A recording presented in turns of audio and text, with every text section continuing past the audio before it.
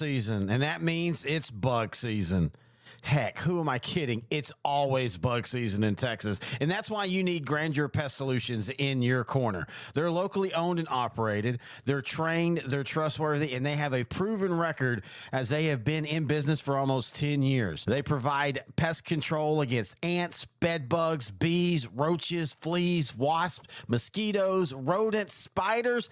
If it crawls and you don't like it, they're probably going to take care of it for you. Now, they serve all of the Dallas-Fort Worth area, and they're locally owned. These two guys have been running this business since 2013, and every year they get bigger and bigger. But you know what they still do? They still have great customer service. In fact, if you get a hold of them, they're usually going to have your quote and your job ready to go within 48 hours. That's pretty good. Now, you can call them for a free estimate at 469-809-1769. You can find them online at Grandeur4, that's the number 4, shore.com. You can also find them on Facebook. Just type in Grandeur Pet Solutions, and we are so happy that they're title sponsor for Outdrank the Coverage in 2023. Or media, we talk high school football, 4A, 3A, and 2A in Texas. We talk East Texas sports. We talk NFL, guy talk, movie and booze. We also talk wrestling and so much more. So like and subscribe and check us out. It's time for the old time happy hour. So pick up your step and smile. How you doing, buddy? Doing pretty well. How about yourself? Coming in hot with that new mic there. Yeah. Doing pretty good. Trying to get all these levels set up. Hello, everybody. It is Outdrank the Coverage Monday night happy hour. Feels like we've got like 9 of these in a row because we almost basically do, because we did our original one 2 weeks ago. Then last week we did a basically just an Outdrank the Coverage baseball happy hour.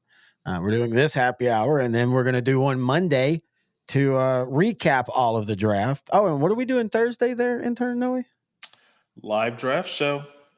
Live draft show. We did it last year, and that was like the first time that we'd actually ever done anything really well, no, I think we did one playoff show live on YouTube, and we got like 20 views or something. And it was the first, one of the first videos we put on the website when we moved over.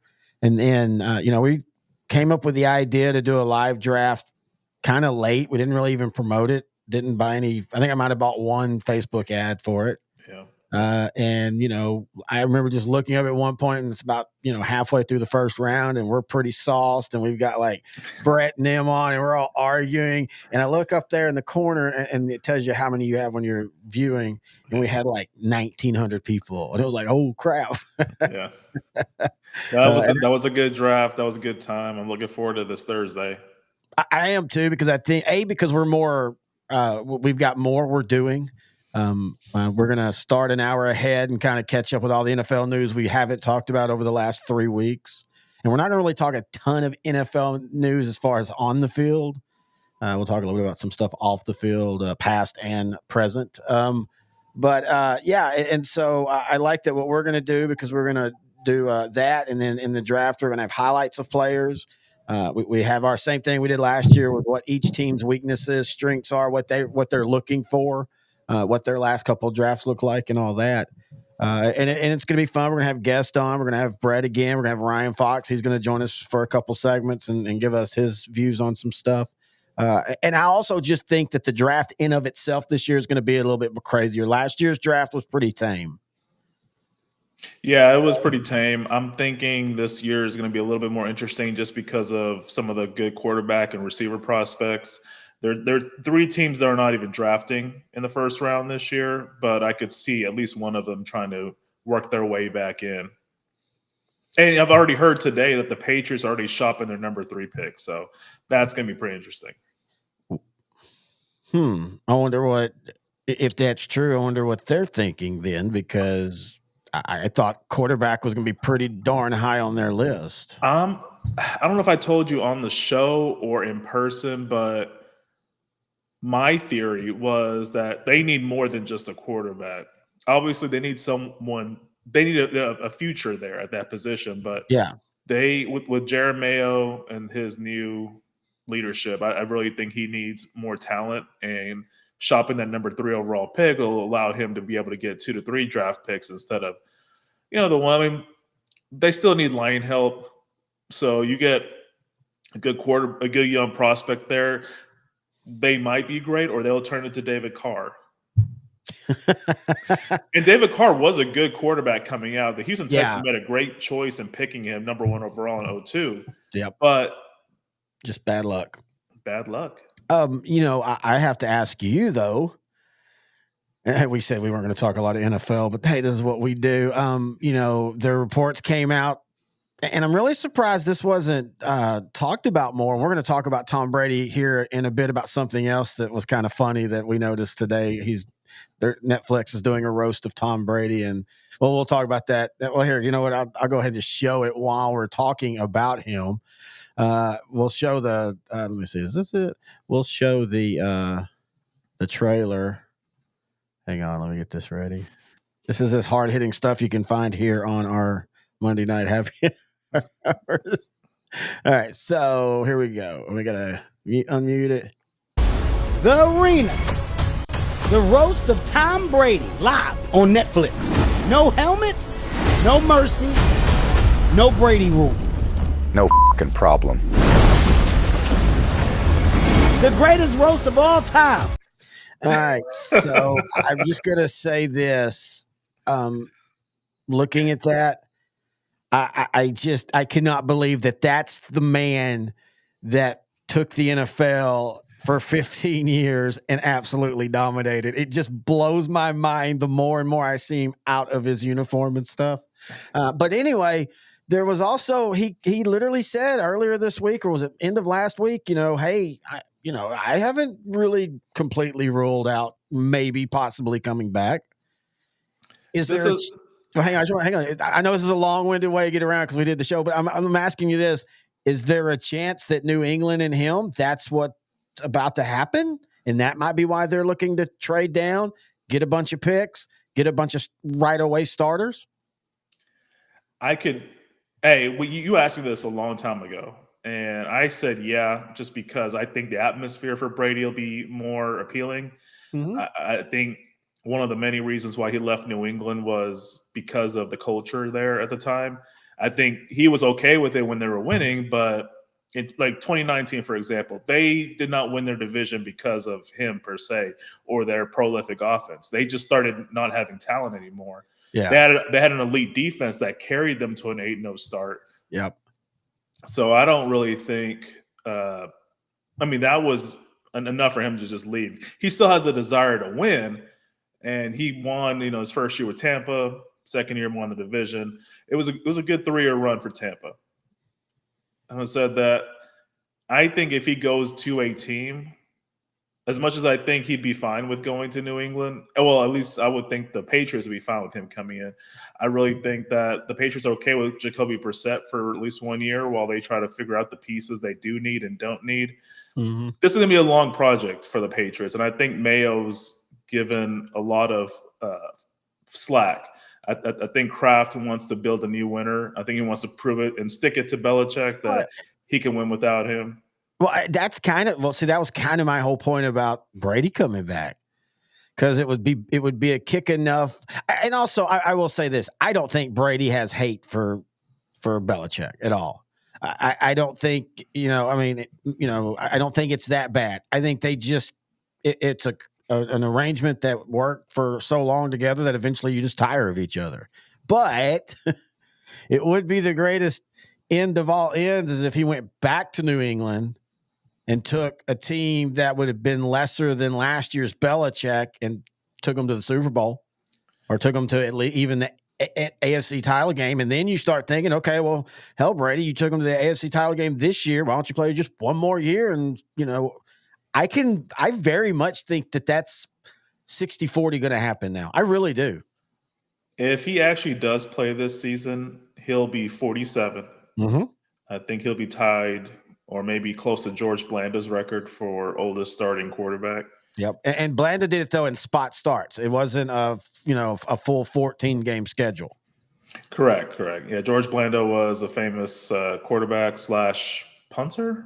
For the kicker for the Raiders. Yep. And late 60s, early 70s. He Yeah. was the one of the tying figures between the late 60s Raiders greatness, and he stayed long enough that he kind of touched the early 70s greatness, kind of like Bob Lilly, how Bob Lilly was able to be part of, two really. But yeah, anyway, go ahead. Sorry. Part of me is, I mean, I really think they have a good team. Yeah. They're just young. They need to address the line issues, which I'm thinking if they trade that third pick and get a couple of first, or first this year, first next year, or first and second, or first and third, I think that's fantastic, because whoever gets that third pick is going to get either Drake May or Jaden Daniels. Yeah. Those are it's Caleb Williams, Jaden Daniels, Drake May. Those are what most people project as the top 3 quarterbacks, and I think those 3 picks are going to all go to quarterbacks. I'm not sure. That makes my point. Why? I mean, you don't need that quarterback to be ready by day one if you have someone proven already. Yeah, it's typically best to just let them sit and watch a pro do it. Typically, I mean that's generally has worked. Now there's obviously Do you really think that Kraft is young enough to feel like he can go? Because I feel like he's kind of like Jerry Jones, like he doesn't want to have to go through a rebuild. Well, that's what I'm saying. If you get a proven starter, now they have Brissett, and he's a really good veteran. But he has a ceiling, and he's never broke that ceiling before, and I don't see him doing it with this team. Correct. He won't do it with this team, but he is capable of taking the hits and making some plays while they have someone in the wings. Now, that's right. If the Patriots can upgrade Brissett, aka Brady, great. And then I'm not sure if they would draft anyone this year or trade down and get a Bo Nix or a Michael Penix. Yeah. Someone else that's also pretty good, but they have question marks. Like, with Bo Nix, his arm strength, Penix, is he durable? Like he can run a 40-yard dash, but is he agile? Can he move around? He feels like Byron Leftwich coming into the league. Like the same exact kind of injury issues with knee issues early in college. Yeah. Big, everybody, again, stereotype, African-American big quarterback. He can move around. Leftwich was more like Big Ben. They didn't scramble forward. It was a bunch of bodies diving at him and him just, knocking them back and stuff. And then Penix, it's like you don't think anything about him as a scrambling quarterback until he goes and runs the 440 or the 40 that he did. And then it's like, well, wait a minute. Is that a part of his game that might be kind of like Patrick Mahomes, and he only uses it when really needed in the pros, and that takes him to a different level? That would be amazing. And, before I knew about his injuries, I had him as my number 1 rated quarterback. Mm-hmm. But just considering he had him early in his career, but they do slow you down. But it looks like he's straight yard dash. Yeah, he's fast. But is he mobile? Is he agile? Yeah. I know he's very accurate. He has a very beautiful arm. The way he throws the ball is very great, but I would not use a top 3 pick on him. It's just too much of a question. It's just too much of a question mark, and I would rather just, if I were the Patriots, I mean, to me, the smart thing, which they should have done already by now, but maybe it's better strategically to do it closer to the draft, is just to wait and field some offers. Someone wants that third pick, and someone's willing to pay because they feel that they can they can be like Houston last year, go from 3 wins to division champs, second round appearance. Yeah. Anyway, Terry, how are you doing? And what are you drinking? I'm drinking my normal Good Night Loving. It's too far over to. I finally. Okay. What? I was at Total Wine the other day picking out something for today's show, and they had vendors there. Usually on the weekends, that's a more popular thing to have vendors there to promote. One of the vendors there was from Good Night Loving. So that's starting to get some love and notice now. You caught me drinking there. Yeah, no, 100%, dude. I love it. I got enough for us for this weekend. Now, I'm going to change my drink, I think, for the draft. You're coming over pretty early. We got to record something before. I think I'm going to go to my favorite drink in the summertime, the one that you hate to see, and that's a little bit of ocean water slushy and Malibu rum. I don't know, it just feels like a good draft night drink for me because we've actually are doing a lot more stuff this year. Last year we kind of sat in the living room and we had a couple graphics, but that was it. Just me queuing in Brett when we wanted to talk to them and queuing them back out. This year we have legitimate things we're trying to do, and so I can't outdrink the coverage as strong. So I think it's going to be Malibu rum and something like that.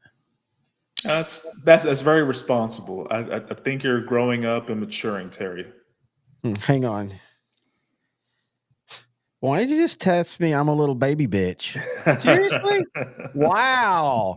You really do love that Malibu rum, don't you? Do you have is there a specific reason, or is it just you just don't like it and it's just I think I just don't like the taste of it. It just gives me chills. I don't know. I don't have a bad memory of it. It's just don't like it at all. And which is weird coming from me because I can tolerate a lot of different types, and I appreciate a lot of different types like Goldschlager, Rumpelmint. Yeah, in their moment type drinks, or get once every blue moon just to reminisce with nostalgia. Yeah. Rumpelmint always gave me the painful poots afterwards, man. In East Texas, Rumpelmint meant you took your date to Waffle House that night and you get some of that double covered, scattered, ruffled, whatever. And next day, man, and whoo. And let's just say both of y'all feel uncomfortable in some weird spots. I'm just calling it like I see it. But but no, I didn't know. So, because I used to be almost exclusive tequila. Yeah. And it just, that added up to the point to now it's like very rare that I can even do a tequila, anything tequila. I just can't. I have a couple bad memories. And so that's when I switched to vodka. And, vodka's, you and I, we have our hangover times where we barely drink. And then we have those times where we drink it, all day recording. And both of us next day are like, wow, I feel great. Well, so do I. We can't explain it. I do know as we get older, I do feel it more than I used to. Yeah, same here. I'm starting to not be able to just drink everybody under the table. So, Yeah. Which it has that part sucks because like to prove it to people. But the good part is I know I have to, if I'm not going to drink for quantity, I'm gonna drink for quality. So now I started to do a little bit of research, kind of like Aaron Rodgers does his research. Oh, really? So you're gonna blame Dr. Fauci for our livers dying on us? Yes. Yeah. It was really his agenda to screw us over, and yeah. So now, but I started liking these different whiskeys and just appreciating the actual flavor. I kind of migrated that into coffee. I started to figure out how coffee is made, what kind of grind style, what kind of light roast versus dark roast, the good and the bad. I got a French press here, and I make great coffee anytime I make coffee at home. And I have, I talk to people that also have the same interest. So coffee, whiskey, I'm your guy. Yeah. I didn't ever drink coffee really. My parents drink coffee. They love coffee. I love the smell of coffee. Just never liked the taste of it. Yeah. And then a few years ago, my fiance got me into the Starbucks Frappuccino. And I knew I liked Frappuccinos perfectly fine, but I just wasn't something I consistently liked. But then I started drinking them more consistently, and then started adding a shot of espresso, and now I'm up to 3 shots of espresso. So I'm getting closer to where I want to try other things, but I'm just not a hot drink fan, of anything. I don't do hot tea. I don't like hot boiling, even my chicken noodle soup, I let it cool down substantially. That's the only soup I do because it feels like you're drinking it. So anyway, but yeah, it is funny how bourbon and whiskey and coffee, or do you like cigars? No, I've never really smoked. So I know that's something you don't inhale. You just keep it the smoke in your mouth for the flavor and then exhale. You don't actually inhale the smoke. I don't get what the point of that is. Flavor, I guess. But I was told that whiskey and cigars go hand in hand. It's just a marriage made in heaven, but I just never felt the need or want to have a cigar. I like the small cigar. I've been to cigar shops and just sipped on whiskey while I had friends smoke cigars. Yeah. But have you ever wanted to do meth? No, I've never had the urge or desire. So in East Texas, when you graduate, you get that. Oh. you get one rock, and they're like, "Go." You get this one time, It's like it's like how the Mormons, they let the kids go for 1 year. They can go and be, or no, it's Amish. Amish, yeah. Amish, they can go for 1 year. I mean, it's like literally encouraged. Go out and live the world how you want. And then, if you like, that's what you like, go do it. If not, you come back to us. Once you come back, 100%. So that's how it is in East Texas. You try it one time, and if you're done, okay, we'll come back to their fold. If you're not, just go live by the lake there. We'll take care of you. I just can't believe you. I really don't believe that. All right, we'll take your crown. Oh, by the way, you're going to be meeting the after 13 years of our relationship, though. You're finally meeting my parents. The have dinner with my parents. platonic friendship relationship. Yeah, platonic friendship. I've met your parents at different times. Mm. Well, not your mom. I've only met on the phone, actually. Oh yeah. She used to talk back in the day when we talked Cowboys and stuff. Then I met your dad a couple of times. So, but anyway, yeah, that's East Texas. Hey, that's what we do here on the Happy Hour. We go weird places. Speaking of weird, I just feel like I did an old school FM turn, like Pinky in the Butt. Speaking of weird, let's go over to Orenthal James Simpson. Oh, boy. O.J. Simpson passed away last week, 76 years old. We all know, even if you weren't even alive at that point or cognizant of it, everybody now knows what that was. And we're going to talk about that here in a minute. But I honestly was like, part of me is like, is he? Or is he trying to finagle his way out of the debts and stuff that, we're eventually kind of starting to crush on him as he starts thinking about his family and they're going to be tied up in it. So maybe if he dies, he can move some money, that kind of stuff. I'm a conspiracy theorist too. I'm not goofy though. I mean, I don't take it more than just a thought and hey, that's fun to talk about this for a second, but that wouldn't shock me if that was a thing. I mean, it was over $33 million. So it's one of those, I mean, it's not like it's not ever happened before. Oh yeah. So that's kind of where conspiracy theories get their birth. Yeah, essentially. Yeah. So, I think he's dead. I mean, prostate cancer is prostate cancer. So when you're a football historian, and you were old enough to know about it, but not really. Like in 1994, I remember all that. Oh yeah, you were watching and everything. Because like I told you, 93 is when I really started getting into sports in general. Yeah, and then the very next year, of course, that happened. Sorry, fly. And that was a big sports day in general, in of itself, before all that happened. Yes, but you remember the Bronco chase on the highway? Oh yeah. So everybody knows about that, mainly because stuff was cut. Like you were watching a show and it was cut to the high speed chase, not really low speed chase. Al Callens wasn't like driving like 100 miles an hour, but no. Yeah, I didn't realize this, that Al Callens grew up in San Francisco with OJ. They both went to USC, both played for the Bills together. I didn't realize that part when I was 10 years old. Yeah, I mean, I think even somebody like me who had known the name, of course, knew who OJ was, and not only because of football, but because he was in one of my favorite movie franchises, Naked Gun and everything, and him just being around football and being a fun guy at the time, except for when he tried to do Monday Night, that was bad. But other than that, he was pretty fun and entertaining and all that.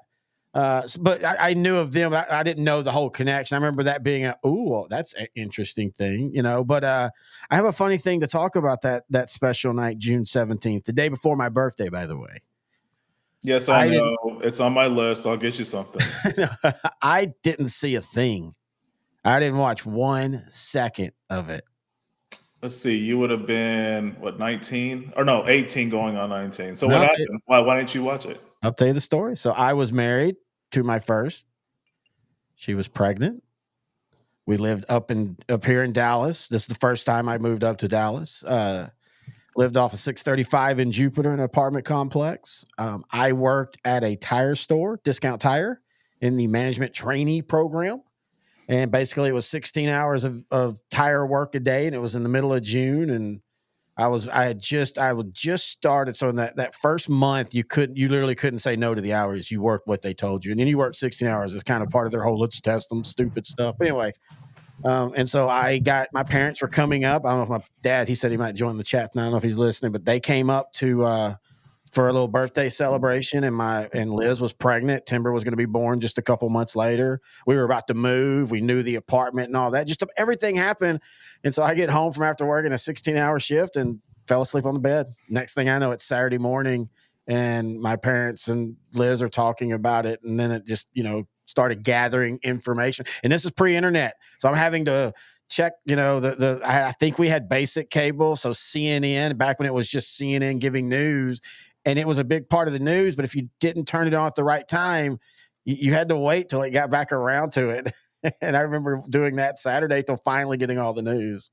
Speaking of news, man, that is such a good point you just made about CNN, them and Fox and all of them. I'm not political or anything. I'm just not political. Yeah. You see how like news has diverged to entertainment.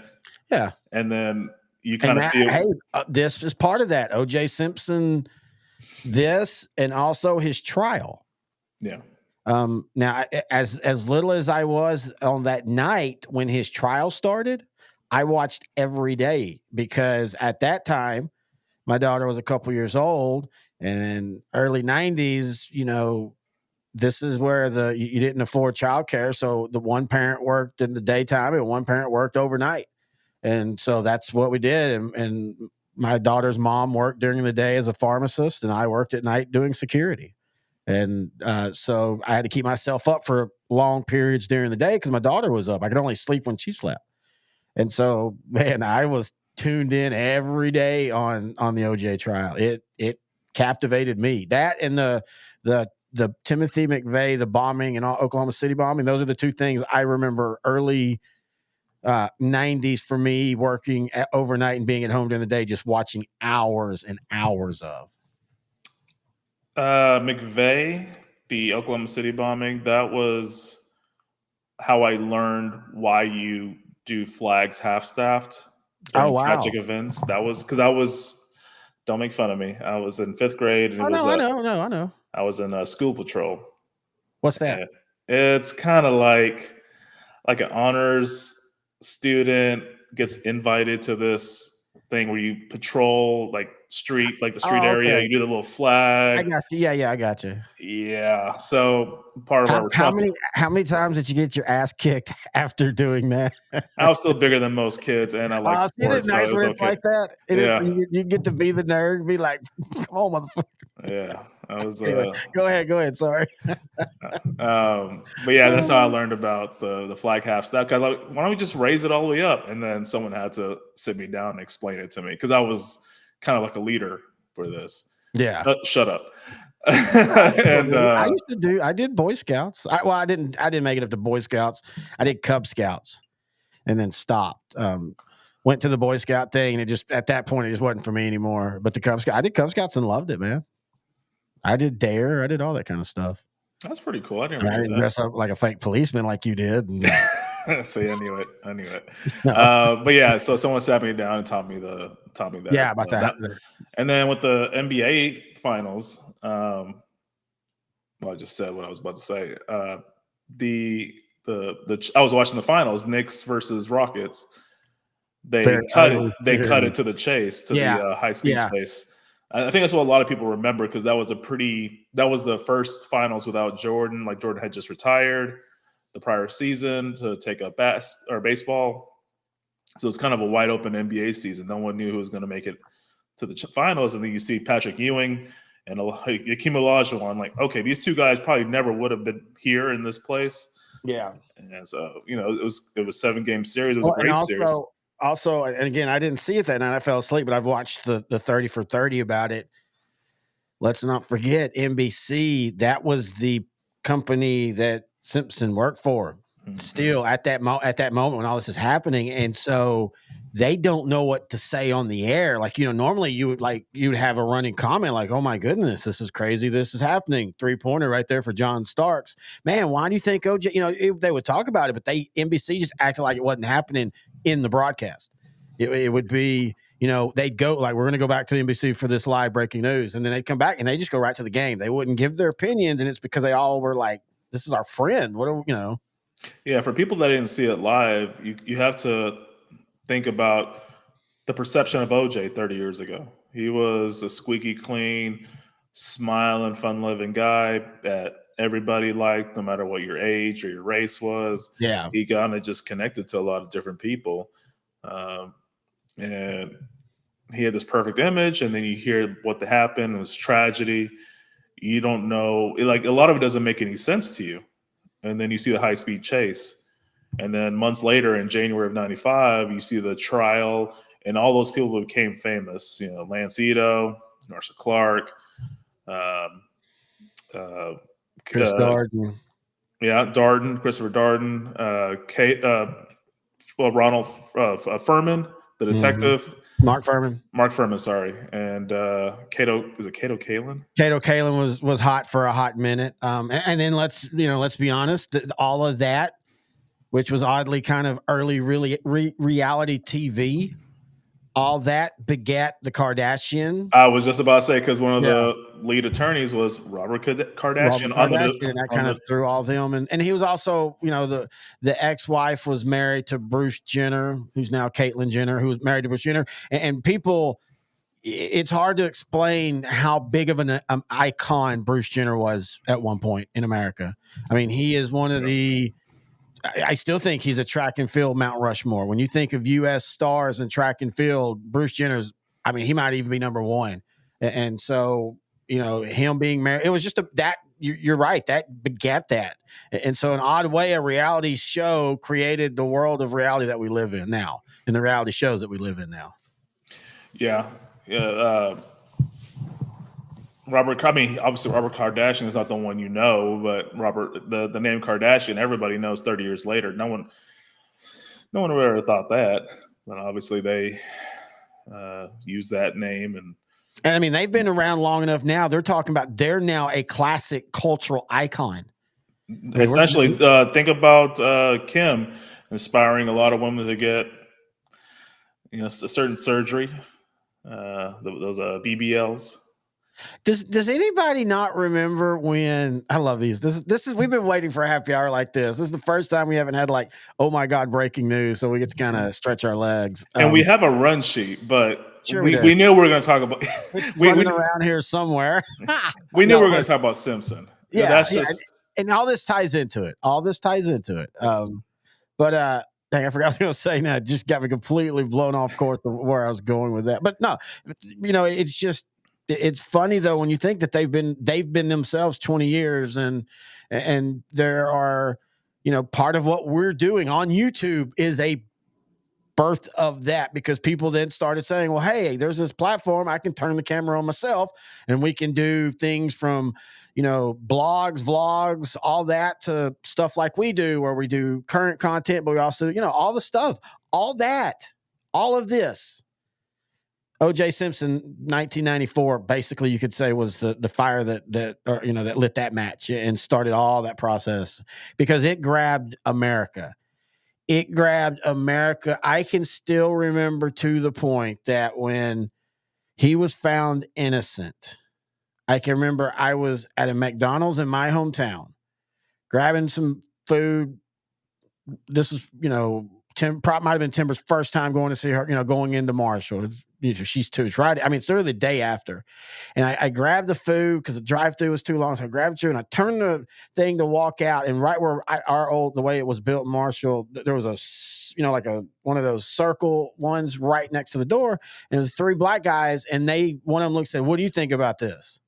And I'm like, about what? And he goes, "They found innocent." And I just, real quick, I was like, I don't care. I didn't. I was enthralled, but I didn't really care. But it just one of those that later on that night, I was like, wait a minute, that was kind of like I just realized that was kind of a race to race.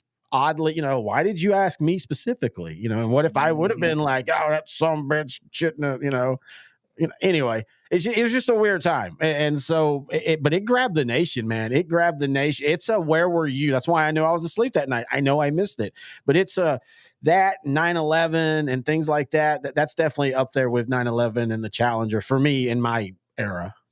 Just big live events that happen. Yeah, I get you. Yeah, that struck up. I mean, I was a little bit younger, but I remember it being a hot topic in school. I had just started sixth grade when the verdict was dropped, and it was just a lot of kids. I mean, we're all figuring stuff out. Things are growing. We have all these emotions now that we can't process. I think we're going to a different case than you are, buddy. We're talking about OJ, not the rapist. No. Yeah, it was just a different mindset. Like they see this guy get innocent and like yeah, he might have been guilty, but I can't really admit that from my perspective. I mean, honestly, as a black guy, yeah, were you, and I know you're a kid, but were you happy that he was found innocent, or did you care? Again, this might be before you even started really embracing what was going on, race around you and into your life and stuff. I think at that age, I think I saw a little bit of injustice. Just if I remember, like Rodney King, just enough to where I'm like, you know what, this is a make do for this injustice or this injustice without thinking about, oh wait, 2 people died. Yeah, and that's the thing. And I'm not trying to be sanctimonious and on our soapbox, but that is the thing that has always been lost in all this is 2 people died, to the point that and I love Family Guy, but to the point where like Ronald Goldman gets made fun of in a time frame. There was a time frame in the early 2000s where Saturday Night Live did a skit, and if you don't know Ronald Goldman, that's the dad, right? Wasn't his name Ronald? Goldman, I think, was Nicole's friend from work. Yeah, no, I'm talking about the dad. His dad's the one that kind of became the face of all this after. Oh, yes. I remember he had the big mustache, and even like I said, in the early 2000s, that became a cultural joke. Not to make fun of him, it was something that people, hey, remember 10 years ago? And I remember Family Guy has a couple of those where like one of them, and it's a funny bit, his mustache keeps growing each time they cut back to him in the cartoon. And so even somebody that lost their son, truly, and not that Nicole wasn't innocent, but he was truly, truly an innocent, then it just, people were making fun of him. That just, you knew that it was always only about OJ. Yeah. It was very, I mean, enough time had passed where I could actually enjoy the episode, the OJ episode you're talking about with Family Guy. It was still one of those shows where you're like, should they really be talking about this? I think it was maybe 10, 15 years later, but it still felt kind of. It's the South Park episode about AIDS. 22.3 years, yeah. And I have no problem with that. You and I have a dark humor. I think in today's world, you have to get by with a little bit of a dark humor and a tongue firmly in cheek and all. But the point was, it was only about OJ. Now, it's the question that always has to be asked if this gets brought up. Do you think he did it? If you don't, what is your plausible belief that it wasn't him? I mean, I'll be honest. He probably. I'm pretty sure he did it. Mm-hmm. The only thing, his only saving grace was an excellent defense team. Robert Kardashian was great, but it was really Johnny Cochran that kind of saved him. That whole glove fitting. Nobody ever going, wait a minute, OJ's wearing a glove over his hand and then another skin tight glove. Maybe take that second glove off. That's like the Dez Bryant. Nobody ever talked the fact that Dez Bryant, the ball never actually touched the ground on the no catch against Green Bay. Go back and look, everybody. It never touches the ground. Yeah. It stays in the crook of his arm. I never understood that. That's the other one. Why didn't anybody in the moment or years later go, wait a minute, why didn't they just have him take off the glove to keep it, DNA clear? And then Mark Furman. That hurt. That really hurt the prosecuting team.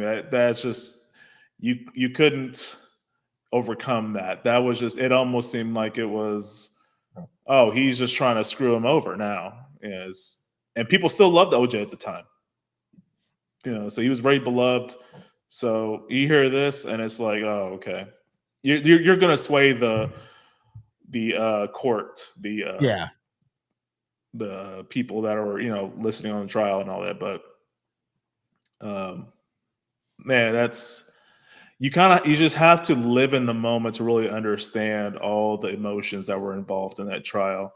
But yeah, like we said, Nicole Brown, Simpson, and Ronald Goldman died, and there's still no justice for it. And that's really the big travesty there. But you can go and record the history, past and present, where this happens all the time. But because it was O.J. Simpson, it has more of a spotlight on it. Oh yeah. I do believe he did it, but I also see a world where his son did it, and that's why there was a lot of the DNA possible connecting, and all that it was enough that's why it was some of the percentiles wasn't high enough, but there was a lot of. Now, this would have been his son with his first wife. Yeah, I think it's Jason Simpson's his name. And apparently he had anger issues, and he had issues where, he might have been abusive. And I told you this, I had a neighbor, name was Dwight. He was in a wheelchair, and it was a motorized cart, and great guy, and loved him. He was just a really good dude. He was from East Texas. He drove trucks. He was just always fun to talk to and stuff. And he had a nephew. And his nephew one day mowed our yard. Like he asked, hey, can I mow your yard? Need some money? I'm like, yeah, go ahead, mow the yard. And so it was, and this is back when my ex worked, and it was every other Friday was off at noon. You were working there. And y'all were both, my ex and y'all were both working at the same place at this point. And so like every noon she'd get off early. So anyway, so he mowed our yard that morning, and he knocked on the door and said, hey, I'm done. I said, hey, I said, okay, my Crystal, Crystal will be coming home soon. She's getting cash at the A&M. She'll bring it too. She's getting off at noon. Works up near Plano, it'll be 25, 30 minutes, about 1 o'clock. He goes, okay. And so 1 o'clock came, and I mean, really, I heard him go up on the stairs at like 12:57. He was already there. And it's obvious that there's no new car in the driveway, and the house was right next door. And so it's obvious nobody else has showed up. And you got my money? And I'm like, well, she's not here yet. And he just exploded. I'm a big dude. And I was like, what the F? Like, I'm fearing for my life because this dude just kind of exploded. Anyway, so I was able to talk him down. Long part of the story is the day after we moved, I had to go back to the house like 3 or 4 days later. That's the move you helped us in. We took the U-Haul and all that. And so the day after I went back to the house, or 2 days later, I went back to the house to clean some things up. And as I'm stepping out, the lady that lived with Dwight, I think it was his sister, she said, I just want to let you know Dwight passed away yesterday. And it turns out he was found on his scooter, tipped over, and he basically like froze to death. Because you remember that was winter when we made that move, because it was cold when we made that move. But anyway, I always have thought it was his nephew snapped something about that. Long story, that's apparently how Jason Simpson was. And I can just imagine that if he tried to cover that up. But at the end of the day, I think he did it. I think the moment was too big for a LA district attorney's office, that I think a lot of district attorney's offices, the moment would be too big, because that's a really just, you're not having to win in the court, truly in the case. You're also having to win in the opinion of the society and all that. And it's just, and it was racial. If you asked the day after, it was almost 50-50. African Americans thought he was innocent. Whites thought he was guilty. Well, it was also 3 years after Rodney King's beaten, and I was also in LA. So just another thing that fell in their lap, and I'm like, oh, okay, here we go again. Well, and if you go conspiracies, there's been the rumor that it was basically decided that there's no way we can find him guilty so soon after those riots. What would happen? And so everybody agreed that, we know you did it, but we're going to have to let you go. We just can't do this. That's always been a big conspiracy because of that. They were afraid, well, if he gets found guilty, we're going to have more riots and it might get worse and we're not ready and all that kind of stuff. I just think it was just bad attorneys. I don't even know if Cochran and them were that good. I think they were just so experienced. They saw the mistakes coming before before the DA did. Yeah, dude, it launched a great career for Cochran. He sadly passed away, I think, in 08 or All 09. of them are. Yeah, Kardashian, F. Lee Bailey. Lancito too. No, I'm talking about the defense team. I was just gonna say, like there's a lot of people from that. Because I think everybody from the DA and Ito are all still alive. But again, the Simpsons defense team were all older. You know, it wasn't like they were 20-year-olds and these all died tragically. This isn't the 94 Chargers. These are all of them lived pretty long lives. Also the same year. Damn. Oh, wow, dude. That is going to be I'm really it's like one of those that as soon as 30 for 30 finally announces they're doing something about that team, I'm waiting for it. Because if people don't know, it's just one of those just weird things. It's like Poltergeist, you know, the movie has so many weird deaths. That 94 team just had a lot of weird deaths that none of them are consistently the same. One died of a plane crash in 96. And that was a famous plane crash in of itself. And then, you know, some have died of cancer, some have died of suicide, some have died of car wrecks. It's just all these weird people that have died at increasingly odd ages and stuff. And you know, when I was watching which is life, by the way. Yeah. I mean, 94 Chargers, when I was watching him as a kid, I just loved Bobby Ross. He was the head coach at Georgia Tech that won the 90 championship. They had Natron Means, a big old running back that was plowing through everybody. They had the 5-0 start. It was a weak conference in 94. It was wide open. I mean, them and Miami, Kansas City, and Joe Montana's last year. Yeah. Stan Humphries was the quarterback. He was a former Washington backup quarterback. From Northwest Louisiana, so he was known very much where my neck of the woods. Didn't even know that. I'm just learning everything at Happy Hour. But I remember he had an injury on his left arm, so most of the season he had this big white cast on his left arm. And I just remember them having that 5-0 start. They had the number 2 seed. There's a lot of stuff I remember. I think this big old tight end, Alfred Papuno, he was big and slow, but he could catch. And now all they're known for Bobby Ross is the head coach. Yeah, Bobby Ross. All they're known for now is all those deaths. They won the AFC. They got blown out by the 49ers. They were going to get beat by whoever came out of that one. Dallas, they were just a bad matchup.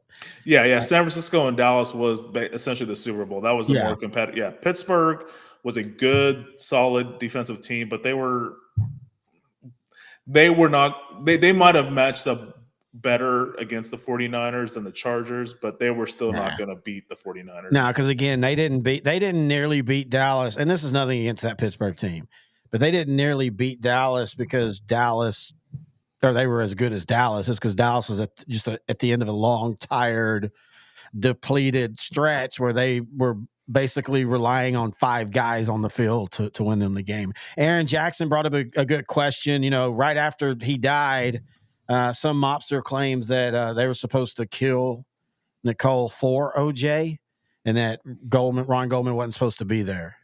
So, I mean that's plausible. I think that's plausible, but that doesn't explain the DNA in the glove and all that things. And no, while I do think Mark Furman probably cut corners a lot of times, I think detectives cut corners all the time. I don't think he had any reason to frame O.J. Simpson specifically. So I don't really think he purposely framed O.J. other than I think he just decides who he thought was guilty, and then he would tilt the evidence in that way, if that makes sense. And I know there's not much of a difference, but there really is. Man, I'm surprised more.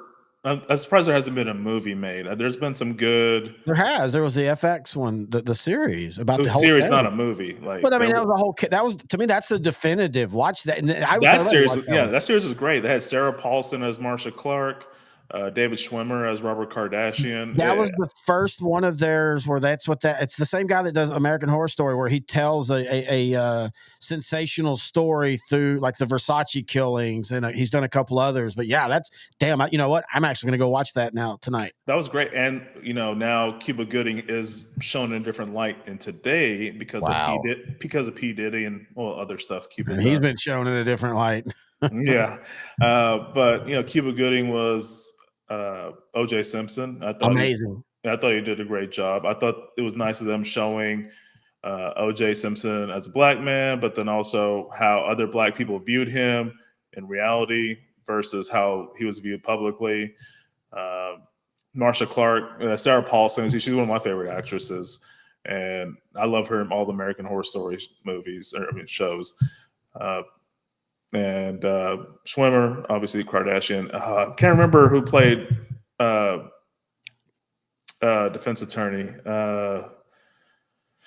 Anyway, the guy who played Cochran? the guy who played Johnny Don- Cochran, I thought he was really, really, really good. Was it not Don Cheadle? No, it wasn't Don Cheadle. It was another guy. He was known for other stuff, but hold on. I got you. Keep talking. Okay. Yeah. Anyway, that series was really good. I think the person who played Kardashian's Kris Jenner now, she was very well known too, especially like among people from the '90s, like me and to an extent you. She was. I thought she did a great job. I was really most impressed with Sarah Paulson and David Schwimmer, but then also Christopher Darden, played by the dude from This Is Us. I can't remember his name right now, but he played that character Darden really well. And I liked how they kind of like teased like there might have been like a romantic thing between Marsha Clark and Darden. Just it's more for entertainment. It probably never happened. But that was a thing in the moment too. Like that was a thing that was actually talked about in the moment. Really? Okay. Yeah, there was a big thing about whether they were together and stuff. And sorry, I'm still trying to get to the cast of who played everybody. Let's see here. I'm just going to a random episode list. I'm seriously going to watch this again tonight because I love it. Sterling K. Brown played Christopher Darden. And then Courtney B. Vance. Love Courtney B. Vance. And he was great and very charismatic and all over the place as Johnny Cochran. He was so good. Yes, I recommend. And John Travolta was great as Robert Shapiro. Yeah, he was Robert Shapiro. Oh, that was just a good series. Yeah, it was, and it kind of flirted with some questions here and there that, like you say, the Christopher Darden and Marsha Clark weren't they? Certain feelings that may have been in the court. I think it does a really good job of not truly giving away what they feel is. And I mean, you don't watch that show to find out if he's innocent or not. You're watching that show they're playing it straight where you're far enough in to know the inside stories, but it's not like OJ and all them. He was telling them, yeah, I did it. Get me out of this. Yeah. They're playing it straight like OJ thinks he's innocent. And I like that. I like that they didn't try to hedge, say which way they think it went. They just gave you the behind the scenes of how it went. Yeah. I like that.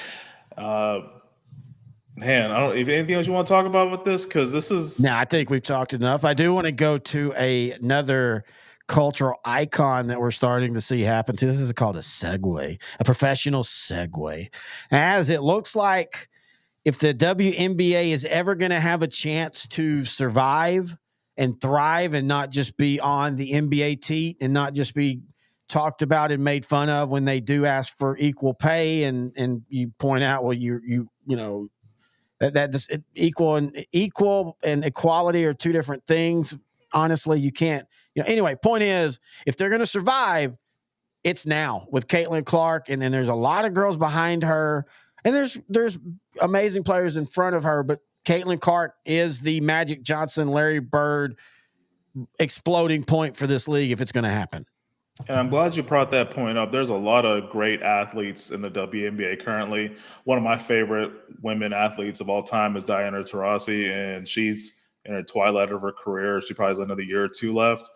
But what all those women before Caitlin Clark don't have is her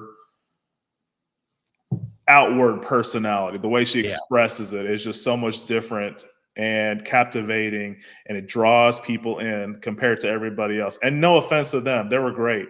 I really think it was Cheryl Miller, Reggie's at the time, Reggie's more popular sibling. was playing in this era, she probably would have been in the same category.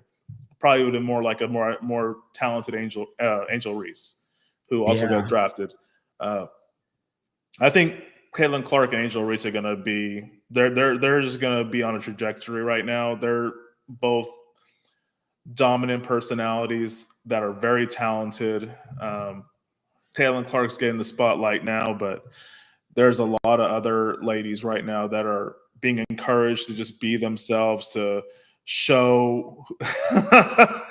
And as Terry puts up the season 1.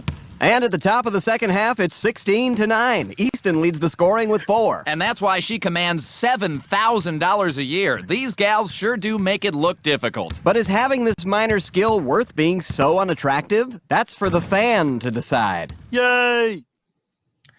Anyway, that was season 1, 1999 Family Guy skit. It still makes me laugh. I can't. Yeah, but yeah, there's them two that I just mentioned. There was a freshman at Notre Dame, Hannah Hidalgo. Freshman at USC. I can't think of her name. There's a high schooler in West Texas. Can't remember where she plays. And then there's this 6'4" blonde model-looking lady named Cameron Brink who got drafted. Yeah, she is a great defender. Kind of like a Tyson Chandler was for the Mavericks back in the day. She is so good. You got the twins that keep bouncing around at college basketball level. Cavendish sisters, yeah. One of them, I think, initially took an NIL deal with the WWE. Yeah, and then the other one to basketball. Oh yeah. They're all now. They're both going back to Miami where they originally started. And they made a long run in the tournament at Miami. Yeah, and I don't care what anybody says. That's the kind of drama Neil and the transfer rules has opened up that I don't think people understood can be fun. Yeah. You know, the same fan base that gets all excited for the free agent window to open up or the draft or anything like that, they're complaining about, well, with Neil, everything changes. Yeah, that's kind of the fun of it.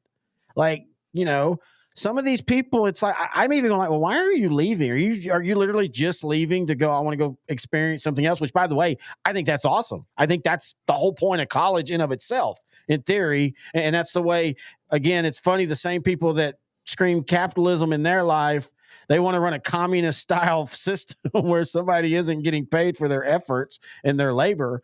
But I think and I think it's helped women's basketball because rivalries are going from team to team to team to, and all that. And you're getting that kind of early NBA feel when it was the Celtics and it was the Lakers of the early 80s with the 76ers still being great. And then all the other teams around them that were really good, like the 87 Dallas Mavericks, who took the Lakers, maybe the best team in that Laker era to 7 games, and might have not won it if Derek Harper didn't have a gaffe that everybody kind of forgets about now. But anyway, point is, I think that's where we're at now with women's basketball, and I do think it's going to explode.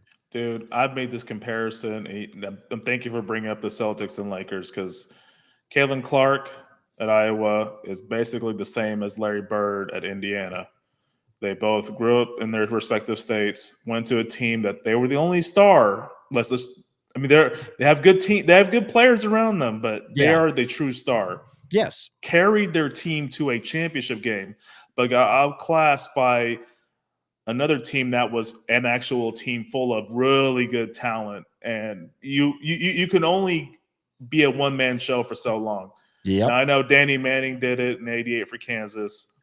That was probably as close as – and Carmelo Anthony did it, 03 Syracuse. But even then, those are two blue blood – well, because of Jim Boeheim, Syracuse. Well, it is funny, though, that Carmelo beat the other one that was the one guy with a lot of other good – TJ Ford, Texas. 03 Texas, yeah. Yeah, Carmelo, it was kind of funny how the brackets broke down. Was one side was – the superstar versus the superstar, and then the other one was more of the team versus the team. And that was a fun Final Four. But anyway, go ahead. Sorry. No, you're good. So, 79, Larry Bird leads the Indiana State Sycamores, undefeated regular season, blow through the postseason, get to the championship game. They play Magic Johnson and Michigan State. The better team. They had way more talent around. Oh, yeah. Larry Bird did his best, but in the end, a team effort, team talent won over, and Michigan State won the championship. Same thing happened in back-to-back years for Iowa. They made it to the championship game last season, lost to Angel Reese and LSU Tigers, who are a much better team and probably, I would say, well coached, just because Kim Mulkey is one of the greatest, for better or worse, controversy aside, one of the best women's basketball coaches. Female Bobby Knight. She's a female Bobby Knight. She gets it done, and she's done it at places that traditionally did not have a championship, like Baylor and LSU. Yep. The next season, South Carolina, Dawn Staley. Nobody was beating South Carolina this year. Undefeated. Legitimately, I think the only team that had an outside chance would have been Texas. But that's Texas, and Texas wasn't truly healthy, but Texas was one of the deeper teams. Or maybe UConn. Huh? Maybe UConn. Yeah, possibly UConn. UConn felt like they were a few players away this year. But I mean, even us just talking about this, and not that you and I don't follow. I mean, you and I kind of follow everything. Yeah. Like, we don't just, I'm not saying I'm tuning in to watch like Lady Horns basketball. UT is my favorite Division I sport. Well, I guess technically A&M Commerce is Division I now. So, but they're my favorite team as a kid and all that. And so, about once a week, I would flip over and see how they're doing. And I knew if they had a big game, I'd try to tune in and watch it. But we would never talk about it on the show. The fact that we're talking about it on a happy hour show where we have so much stuff we could talk about. Record-breaking viewership, back-to-back years. WNBA draft, most views of all time, 2.45 million. And then this year, South Carolina, Dawn Staley, 10th year there, built up this was a program that was not a powerhouse. She built it into a powerhouse, and they've had multiple undefeated seasons, 3 championships. They graduated their entire starting roster last season, brought in a whole new roster, and Camila Cardoso, she was a backup all these years, finally a starter. They had to replace of their top 7 starters. I think or scores. They had to replace 6 of them. Yeah, so and they come out and do that undefeated. Yeah, they replaced their entire starting 5. And the funny thing is, Indiana Fever, they drafted Aaliyah Boston, who was a star on that 22 Gamecock team. Yep. 22-23 Gamecock team that lost in the Final Four, lost their undefeated season to Iowa and Caitlin Clark. Yep, that was a great game. Yeah, and now they're going to be teammates, and that's just dangerous. Yeah. So, do you think it translates over to the WNBA finally? Because ticket sales says yes. Yes. Everybody's going to watch her the entire season. She's going to be so marketed, and so there's going to be alerts on our phones. All the socials saying, oh, Caitlin Clark scored a 3-pointer. She's at that level now where anything she does. I was curious to see what the tickets were going to be, and I was going to get us tickets for her here in Dallas, and they were sold out the day of. That tells you everything. By the way, in the chats, NETSN Live, that's Brett. I had him on for a sideline to sideline episode that I'll be putting up later this week about realignment in East Texas. But I think this is. I think 79-80 college basketball pizzazz begat the birth of Magic to LA, and they went to the perfect teams. Magic to LA, Boston. Larry Bird, the redhead, freckled to Boston. Yep. I grew up right smack dab in the middle of the United States in East Texas. And I know I knew even then racial makeups of who happened to be Laker fans and who happened to be Celtic fans, because I was a Laker fan and I wasn't. Everybody else on my side of the friendship were all Celtic fans. And but all that helped. It's like what I've told you about the 79 or the 70 Cowboys. Yeah. The reason they're America's team is they had somebody of almost every racial subset of that era on their team that group could root for. Conservative America, you had Tom Landry and Roger Staubach. You had Captain Comeback. Even if you weren't truly conservative, but you were a military person, you had Roger Staubach and even Landry. Heck, as much as we talk about Staubach, Landry saw real action and was shot down and stuff. You had the, inner city flash of Thomas Hollywood Henderson. You had the quiet flash of Tony Dorsett. You had all that. And that's why multiple racial groups became Cowboy fans. And I think the 80s NBA did the same thing to an extent, but it was also down racial lines. But that was back when that was okay. Like nobody really thought of it like that. I think you're just like, well, I like their style of basketball, and you didn't really understand that. You probably like it because you're taught that the way they play is the right way to play any sport. Man, it's a deep one tonight, ain't it? OJ has given us one last happy hour that we're talking some deep stuff. Yeah, this is what I love to do. This is what we wanted this show to be. Yeah, there's so many parallels still, man. Like the way Caitlin Clark trash talks is very similar to Larry Bird. That's a great point. That's a really great point. Like I really think it's a magic bird with her and Reese. They're just. I don't know if Reese is good enough. I really do think she is, but again, time will tell. Yeah. You know what you're getting with Caitlin Clark. She is a marksman. She can just. But also a hell of a passer. Hell of a passer. I mean, you're right. She's the female Larry Bird. Yeah, and I just can't wait to see. She's going to struggle a little bit just adjusting the WNBA. The competition is really good. Just no one really wants to watch it. Now everybody's going to want to watch it. But now everybody's going to see it, and they're going to be like, "Oh, there's all these other great players." No, yes, but I want to. You went back. You talked about she might struggle. I don't know if she will. I kind of feel like the leap from.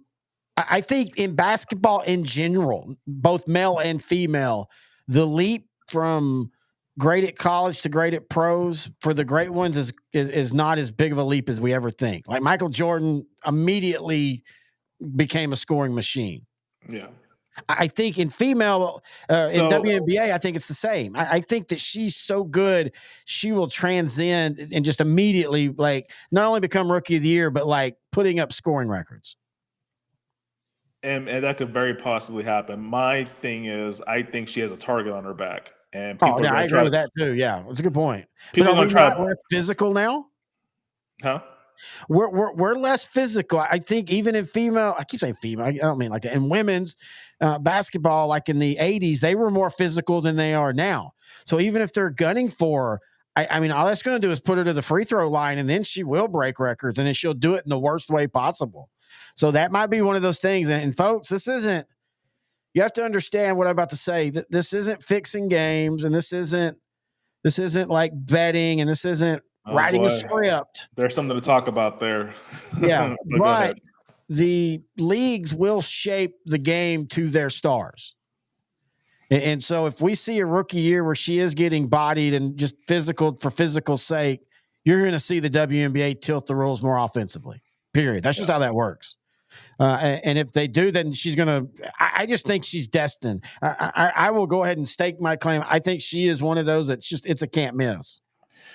I agree. I really think this is symbolic of the WNBA being self-sufficient, be able to fund their own enterprise, to be able to pay their athletes what they're actually worth, to be able to not rely, like you said, on the NBA and other outside resources. I like it. I really hope this encourages young girls as they're going and growing up and wanting to play basketball to be more themselves, show their personality, don't hunker down and try to be humble. Like if you're good, you love this sport, show it. And then make sure everybody else knows. NETSN Brett loves it. He loves basketball in general, and he loves female basketball. And I really, when I was discovering sports, it was, really right before there was even a women's NCAA. So they used to play in a completely different group back in the 70s and stuff. But Texas was the power, or one of the powers. It was USC and it was Texas. And in fact, Texas at one time had the first undefeated season in 1986 with Clarissa Edwards leading the way. And I knew that team. Now, again, this was early. I didn't even have cable, so a lot of my information was sporting news, but I followed what they did every week from that way. And so I always liked female basketball. I loved the Houston Comets, man. The Comets were fun. You tuned in to watch them because they were like the U.S. national team. The dream team is they were so entertaining and so innocent you didn't feel like they were being cocky or they were, running up the score. They were just out there having fun playing basketball, and they were just better than everybody else by a lot. It was exemplified by their leader, Cynthia Cooper. She played overseas, came back in her mid-30s when the WNBA was a thing, and she was kind of just like very grateful just to even have this opportunity, just to be a part of this. Huh? Cheryl Swoops. Cheryl Swoops. Yeah, she was like the Pippen of the group. Speaking of, his son is going to go to Michigan. I was going to say, but yeah, this is great. I love it. And I was texting you this weekend. I was watching the NWSL, National Women's Soccer League. Oh yeah, Dennis Rodman's daughter. She's a phenom, Trinity Rodman. I was watching that she plays for Washington. They were playing New York, New Jersey, Gotham, whatever. It was in Washington, sold out. Washington, D.C. or the state of Washington? Washington, D.C. Okay. Sold out. That to me is unheard of for a women's soccer league in America in 2024. But I was watching her play. Like she was just fast. She was athletic. She was entertaining. She was very emotional. Like I wanted to keep watching them feed her the ball. And that's another thing. Like she has the personality to be the face of that league and women's soccer in the future. I like it. Like it makes me watch. It brings more money to NWSL, and just to women's sports in general. And I'm all for it. It sucks that it took this long to get to this point, but Well, you do have the biggest question is going to be how long does that growth last?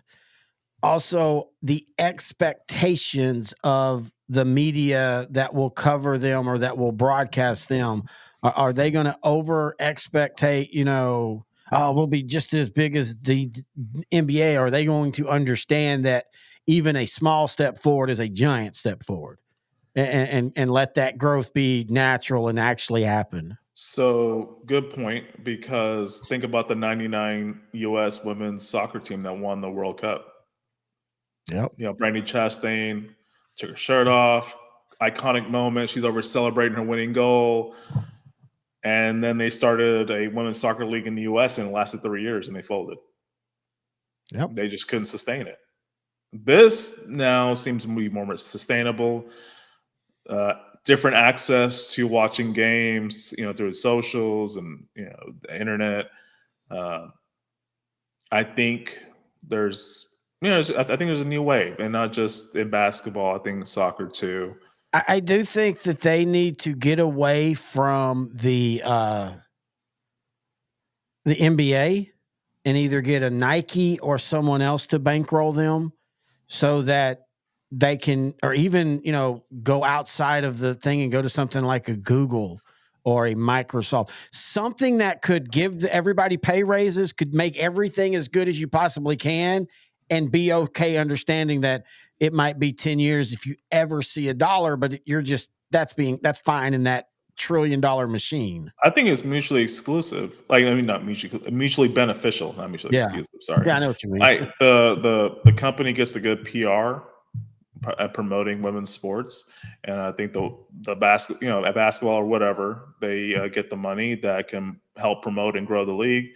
WNBA has survived this long, and now you have the actual personality to match the growth, and I really feel it's only just a matter of time, 5 years, 10 years, where WNBA is going to become a force and become something that you and I will be wanting to go to Arlington to watch the Dallas Wings play.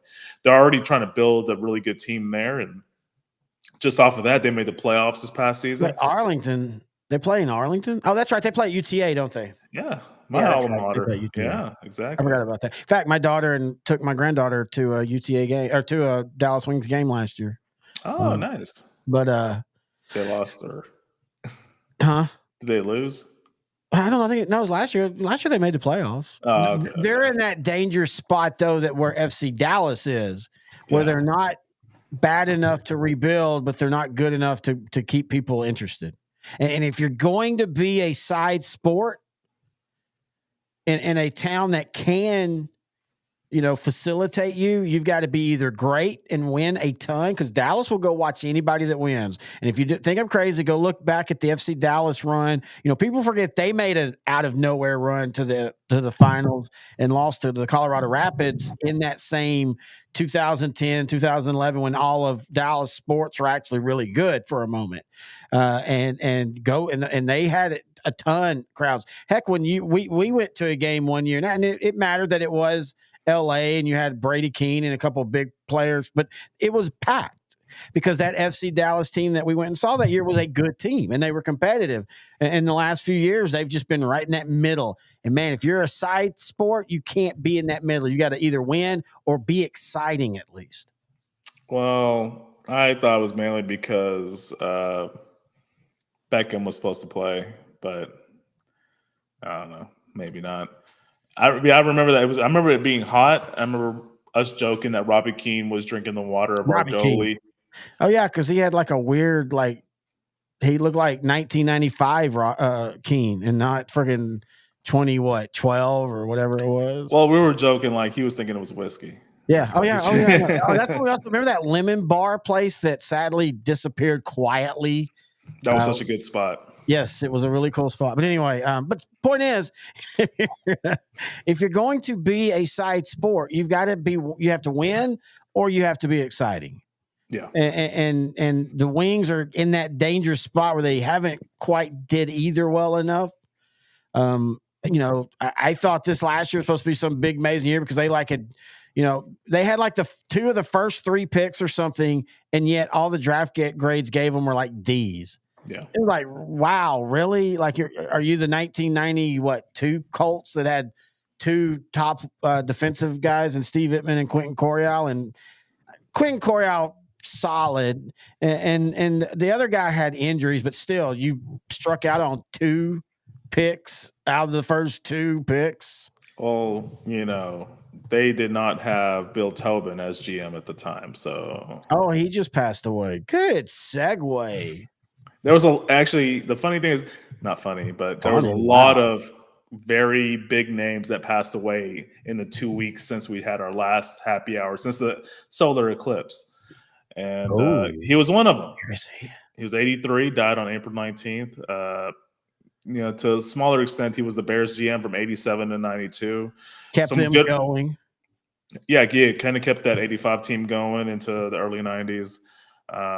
To me, as someone that watched it live, I knew him more from his run as the Colts GM. Yeah, even me. I didn't, 80s were still, even in the late 80s, I couldn't tell you who general managers were, other than like the Niners, because the Niners owners were kind of like Jerry Jones and Steinbrenner. They kind of like to be in front in the news. But yeah, I knew him as the Colts guy. So, once the Colts in 94, his first year has this incident with Mel Kiper, who was the famous. Yeah, famous. Yeah, 94. Mel Kiper is an ESPN analyst. He's supposed who's still doing it to this day. We still trade his information as we're getting ready for our draft stuff. We still believe his hair is real. I don't care what anybody says. I don't care what anybody says. Yeah, I love Mel Kiper. A great dude. Seems. Hopefully, he's a great dude. But yeah, ESPN analyst specifically focusing on college football and the drafts. There was an incident where the Colts draft, a great linebacker, Nebraska linebacker, Trev Alberts. He had a bunch of injury issues and underperformance, and it didn't translate into the pros. But at the time, they got Trev Alberts. That was a big name at the time. Mel Kiper in a different way.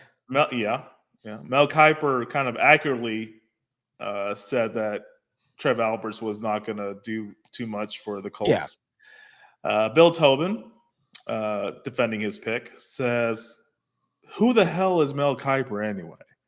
Yeah, very famously, it was live. Kind of what got the draft on TV being a thing. Because you don't know what's going to happen. It could be anything. It really have to be a trade. It could just, or a team like Minnesota that misses out on their pick. It could just be an analyst getting chewed out by a GM. That's just fantastic. And to me, that as a 10-year-old, that caught my eye. But the funny thing is that was a great draft by the Colts. They in that same draft they got Marshall Faulk and Marvin Harrison. Yep. And now 30 years later, his son is about to be a top 5 pick. Marvin Harrison. In a draft that we will be doing live here on the network. As you can go ahead. I was going to say, just going through the depressing part of deaths. There was a guy, a linebacker, or not linebacker, defensive lineman for Albany. We still don't know the cause of death yet as of recording. Vaccine. AJ Simon. All right, I just get tired of that.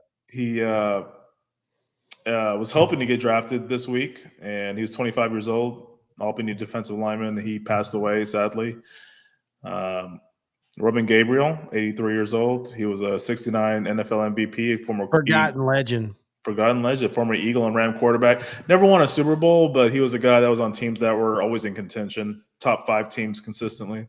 Well, and that's also an era that wasn't like didn't get held over your head. Yeah, that'll be a talk for a conversation you and I have had off the air 100 times. Is how the NFL Hall of Fame, having the right idea but overvaluing championships, has kind of created this era where like there were people that will literally say the only reason Terry Bradshaw's a better quarterback than Roger Staubach is Terry Bradshaw beat him in 2 games. That's got nothing to do with anyway.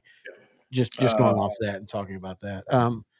So I want to save Whitey Herzog for the end, but I was going to say Ken Holtzman. He was a star left-handed pitcher for the A's in the 70s, won 3 championships with them in the early 70s. Was with the Yankees, 78. Didn't finish the season with them, but he was a really good pitcher during that time. He died of heart issues. He is famous for trading wives. Explain. On the Yankees, him and another player, they traded wives. I never knew that. Like, not in a swinger way. I guess it's just they had hung out and stuff. And they were all really good friends, and they were like, I feel like I'm more connected. And they traded wives. One of them broke up with the other one. They were still together till death. Wow. Yeah, the shit they did in the 70s. These are the same people, though, by the way, that are also conservative over conservative now. I just want to remind them, like, y'all thought that was cool back in 1972. We had just talked about the 70s recently. Yep. Yeah, we did because hang on, let me see. I want to see something. I'll see if I can. I can't remember if it is. Oh, while you're doing that, I was going to say Howie Schwab, 63, an ESPN legendary producer, a show that you and I both love, Stump the Schwab. Dude, Stump the Schwab. I think people forget how much of a minute that show had because it got big on ESPN2. Yep. But that was back when ESPN, well, just like now, just put up the same stuff every day. And so you had a moment where like 8 to 10 was Sports Center, and then 10 to 1 was Stump the Schwab. It was just old episodes stacked on. And then it got moved to ESPN Classic and started its own run there. I mean, this was a sports culture icon for all of us who are very nostalgic about Sports Center and ESPN in the late 90s, early 2000s. In fact, I've been recently rewatching Sports Night, which is basically an Aaron Sorkin show about that type of thing. And it's very 90s, and it's kind of funny in that because it's early internet and stuff. But yeah, I mean, man, we could have ESPN's one day is going to have a 30 for 30 on their own show. I know they're doing one for Stuart Scott, which I think is very awesome. And we will be covering that. I can't wait for that. Yeah, and I can't wait for them to do something on 30 for 30, 30 for 30 on the 2000s and the late 90s, Olbermann and Patrick and, I mean, that's the type of Craig Kilborn that people forget was, for a moment, the guy that did ESPN, and he was the new Dan Patrick Olbermann, and he was smarmy. And then you had, and then he went to the Late Late Show. Yeah, he went to the Late Late Show. Keith Olbermann went political. And he's still political. He came back to Sports Center for a minute and then went left. And, that was, I mean, that's a time. ESPN anchors. That is just overall. That should be a season's worth of talking. Oh, it really is. And I'll admit it, for me, as somebody who did the whole like college quit and drift in the world, I didn't know what I wanted to do. I knew I wanted to be a part of sports, but I didn't know how. And the ticket here in Dallas and then ESPN and SportsCenter in the late 90s, that's what got me going. Hey, this is something I want to do.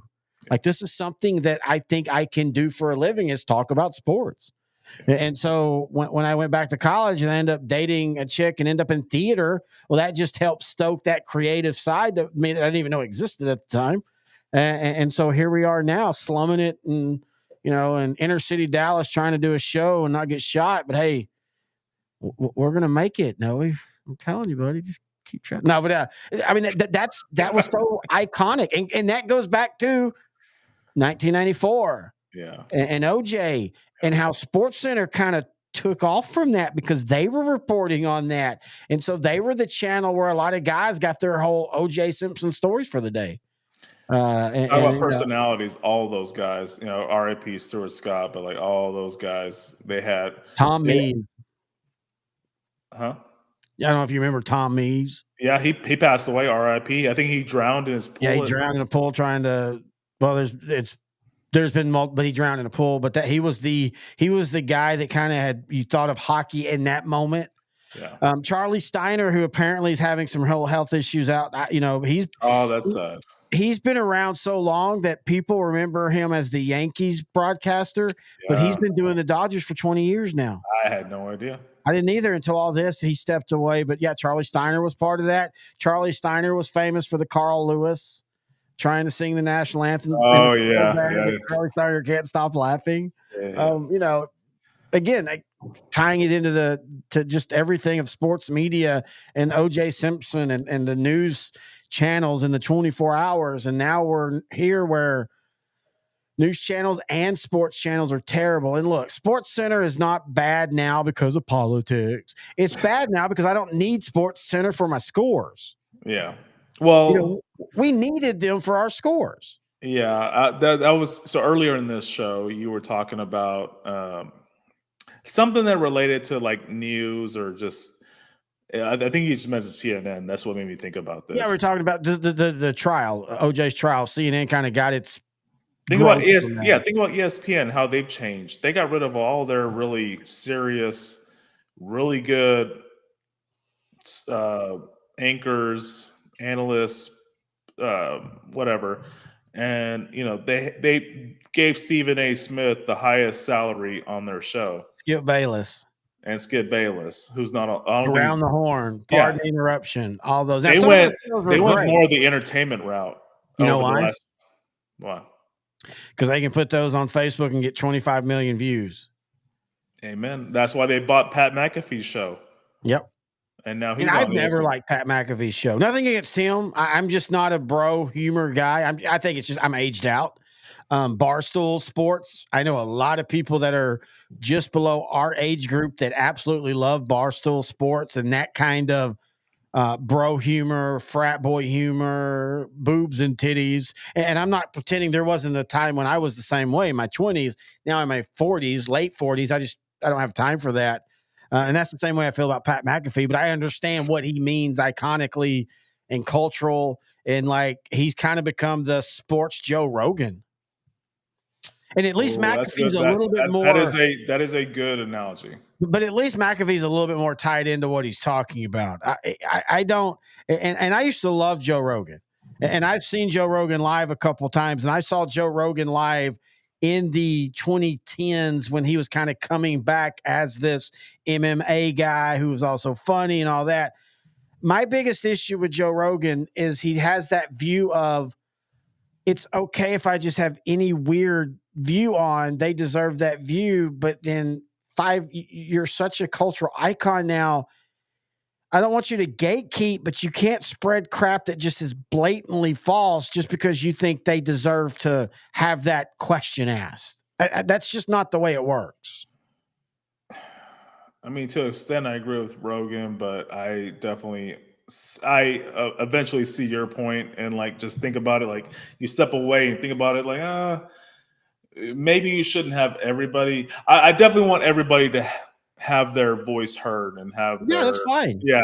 but yeah, at some point, yeah, if you can smell it and you hear it and it both sounds and smells the same way, then Well, it is what yes. it is. and the most recent that I can think of is, the whole talk about Sleepy Joe and all that.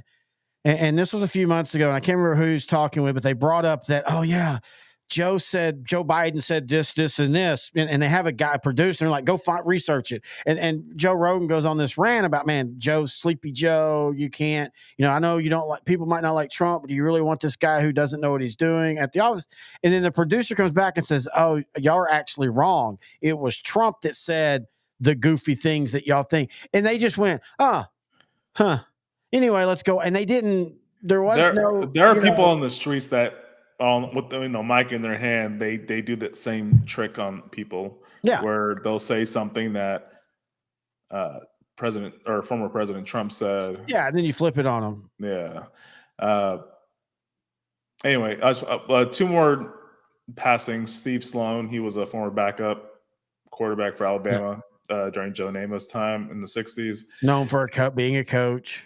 Yeah, coach and AD, passed away 79 on April 14th. And Dave McCarthy, a lot younger, 54. He had a cardiac event, and he was a first baseman outfielder, kind of like a utility player on that 04 Red Sox team that broke the curse. Yeah, and he's one of those guys that all the great teams, in Texas, last year, and the Astros, they're the guy that just kind of has the one big moment, and he had a couple big home run moments in that year. Yeah. That's a great 30 for 30, by the way. That's one I watch all the time. It's the Red Sox one. Yeah. Yeah. That just, you and I have talked about this before, and I'm an 80s kid, and I have all the love for all the 80s stuff, but late 90s, early 2000s. I think your 20s is also a big iconic cultural, you grab things and you'll nostalgically hold to. For me, that's the early 2000s and those things. Again, that's going back to SportsCenter. All that early 2000s, you had enough internet to get information, but you didn't have all the internet to get all the bullshit that we have now. It was also had dial-up too. Huh? Also had dial-up too. I was the first person in Commerce, Texas, to have high-speed internet. How can you even prove that?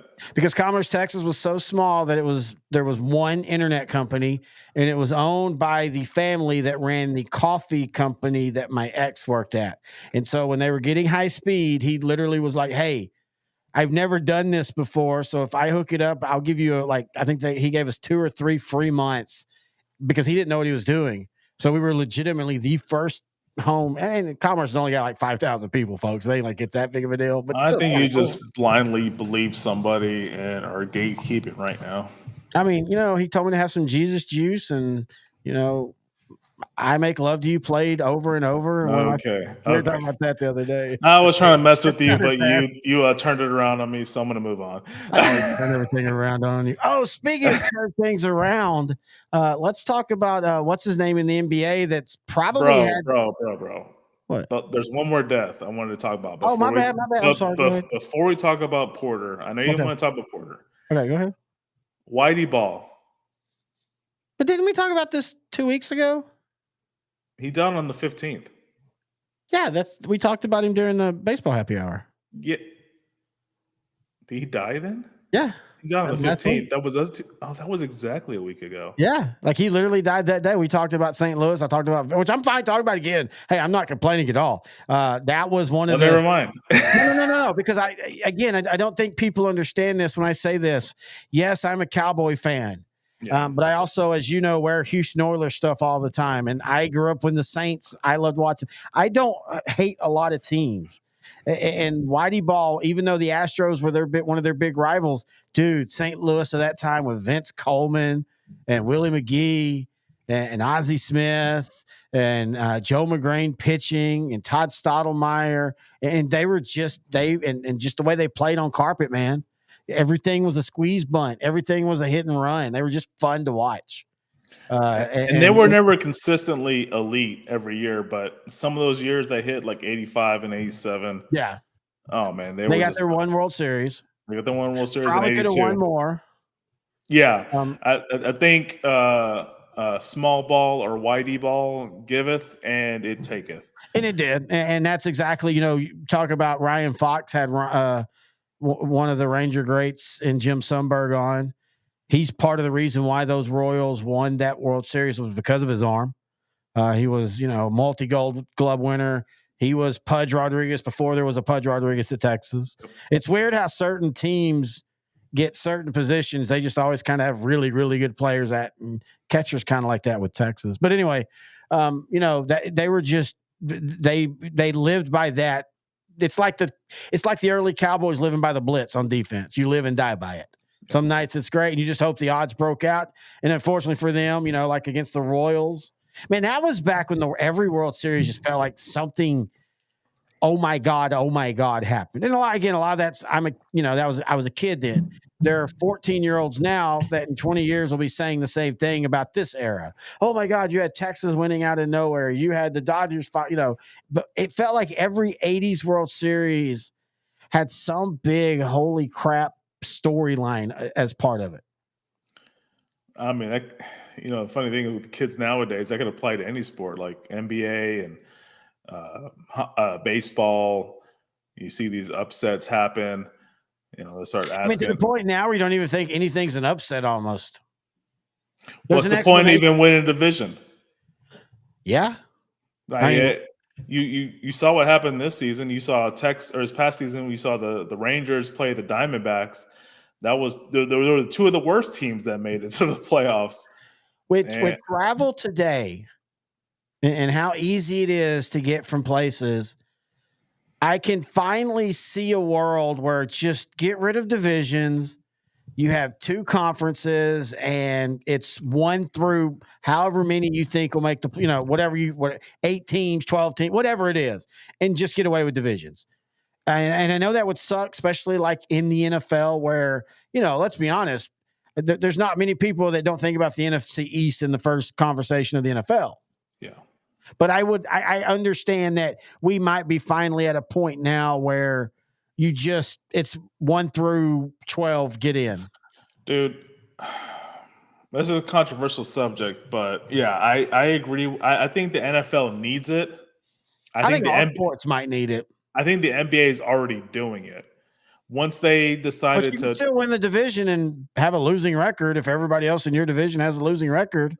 The Mavericks won the division this year, and they're not a top 3 seed. Well, they're on the road.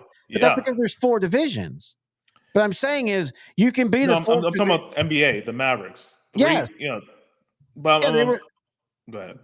Well, I mean, they won a division, but they were the 4th lowest division winner. There's 4 divisions. That's why it's 3 in the NBA. I thought there's 4. There's 3.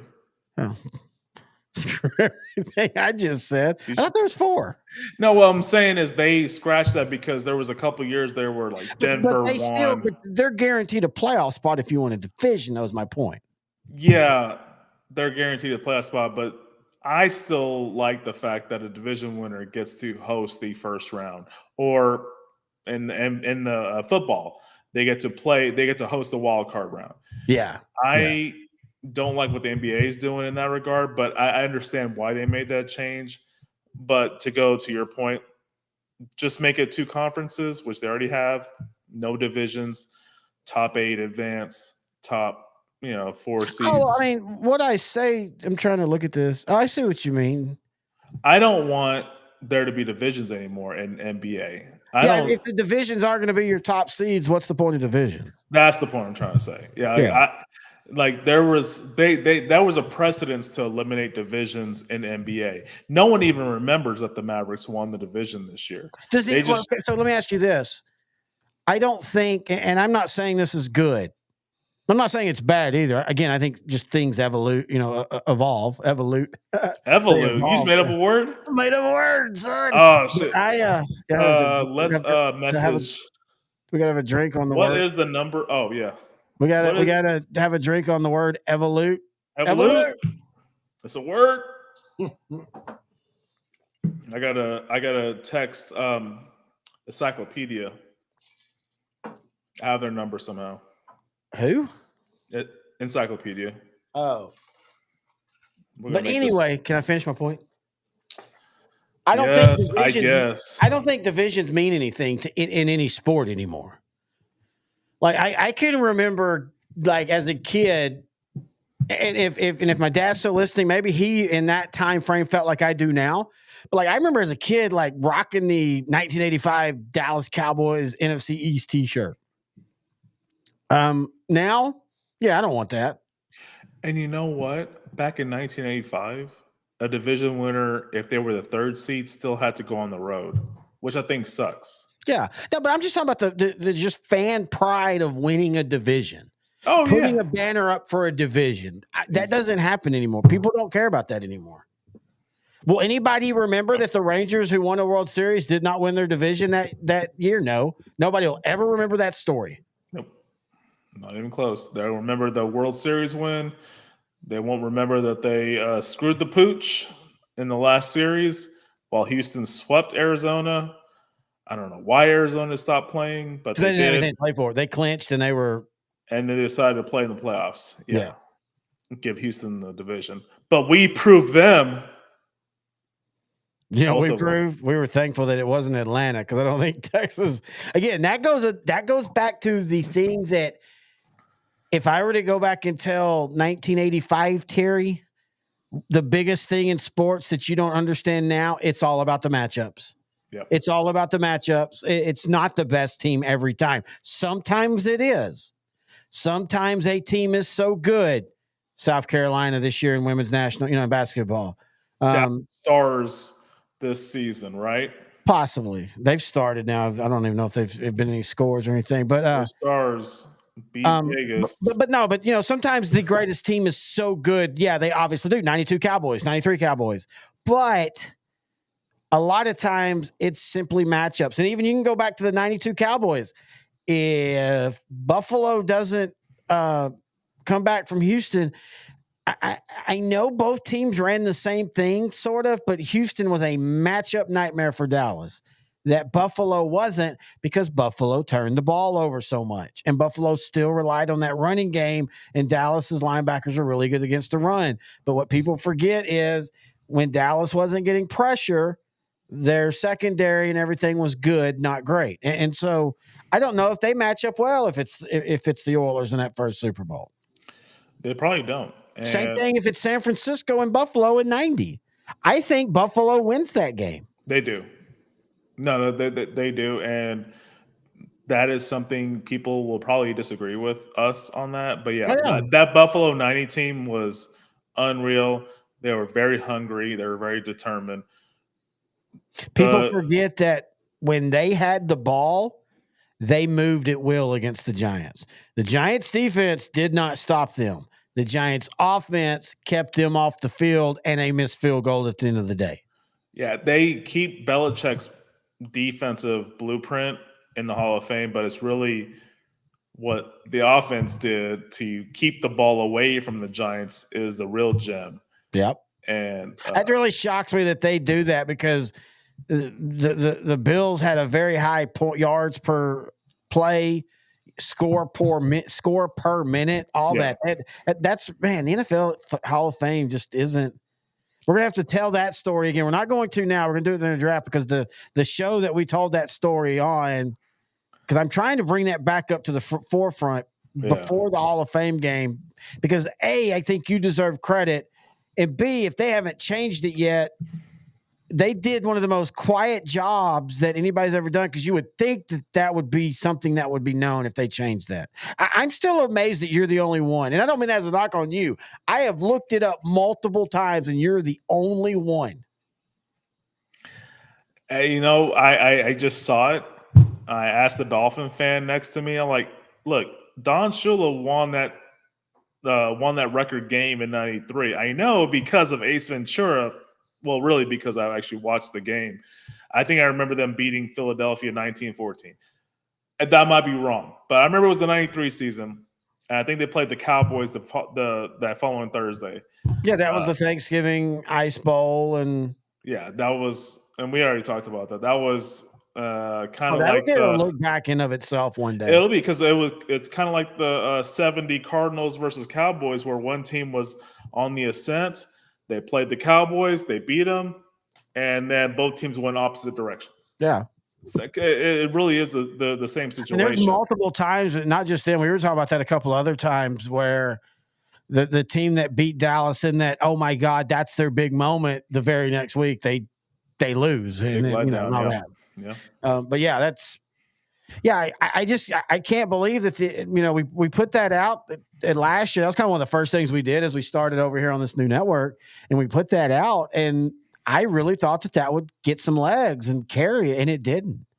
And I just want people to, if they're going to the Hall of Fame Museum in Canton, Ohio, I want them to go find that spot where they show the Don Shula record and see if it changed to 1993, because it was 1992. I think I took a picture and sent it to you. No, you did. And I also sent it to the Hall of Fame too. So yeah. Maybe that's what we need to do. Maybe we're gonna because we're doing a lot of shows over the next month. In fact, that's how we'll kind of like. Do you want to talk the NBA thing to finish up real quick? The brothers. Yeah, sure. Let's finish up there. So I was telling you about this off air, but I kind of applaud Michael Porter. He's the NBA, I think, a forward for the Denver Nuggets, who won the championship last year. He is going through a lot right now. Essentially, two of his brothers, one has a very talented brother, has a lifetime ban from the NBA for. And it was a good story until that all broke about them being brothers and getting into the NBA together. And I remember the rookie year, that was a big thing of them when they were, exchanging jerseys and all that kind of stuff. Great player, Jonte Davis. He's a two-way player, which, as a Scottie Pippen fan, I love players that are very versatile. Jonte Porter, he has a lifetime ban from the NBA for gambling. He basically is accused of telling a bettor about his injury issues this season and purposely taking himself out of games. So the odds would be in his favor and his friends' favors. And then Michael Porter's other brother, Coben Porter, had a car accident last year that, sadly, there were some deaths, and he was sentenced to 6 years in prison. And that's a lot to deal with in general, but that was a lot to deal with within a few days of each other. Yeah. And, they already had game one against the Lakers, and he had a pretty good game. Coben Porter, his drunk driving crash last year killed a woman and seriously injured a man. And I'm surprised he only got 6 years for that. I guess it was just Henry Ruggs didn't get that much more, did he? Yeah, it's true. I know Henry Ruggs technically could come out and still try to play in the NFL. Like, he would still be in the age group that he could actually legitimately possibly make a team. Yeah. So I know he's not there for a long time or anything. Yeah. Stars have started, by the way. Yep. I think it was 847. Well, man, that's one of the things. It's a big thing in baseball more, just because I think Texas is still more of a baseball town, or Dallas is still more of a baseball town than a true hockey town. But one of the things about where you're at in the state, in the country, is you get kind of pulled over to the West. And of course, famously, and the Golden Knights are up 1-0 after a power play goal early in the game. Already? It's been like 6 minutes. Not even been 6 minutes. It's 18:37 left. I'm telling you, dude, Dallas is not quite there yet, and I think it might be a goalie issue, which sucks because they're tied to Ottinger for a long time. But anyway, Dallas, the Texas Rangers famously had a chance to switch up into the Central, but not only wouldn't do it, but basically kind of forced the Astros over to the American League, which now that's awesome. That's a really fun rivalry, but it's taken 20 years to get there. Yeah. I mean, it's been a long time now that, it's not like the Astros have just been in the division for a few years now. They've been in here for a while now. And so, finally it's a rivalry, but Texas continually, the Mavericks, it's a little bit better now.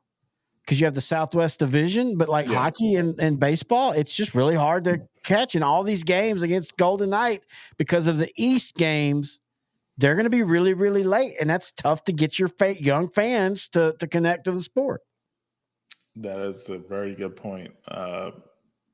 But the good thing is the NHL had an attendance record this year. So the sport is blowing up. We're on the right direction with hockey. Scoring still at a high point.